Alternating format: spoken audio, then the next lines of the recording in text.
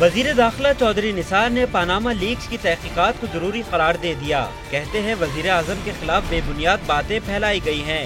صحافیوں سے گفتگو میں وفاقی وزیر داخلہ کا کہنا تھا کہ اپنے ادوار میں کرپشن کے علاوہ کچھ نہ کرنے والے آج کرپشن کے خلاف بات کر رہے ہیں۔ دبئی کے فلیٹس کی قیمت کروڑوں میں ہے، بلاول کی اربوں کی بیرون ممالک پراپرٹی کی تحقیق کون کرے گا؟ کراچی آپریشن پر گفتگو کرتے ہوئے چودھری نثار نے کہا کہ آپریشن کا کپتان آئینی طور پر وزیر اعلیٰ کے علاوہ کوئی بھی نہیں ہو سکتا۔ آپریشن کے خاتمے کے لیے پولیس کی استعداد کار میں بہتری ضروری ہے۔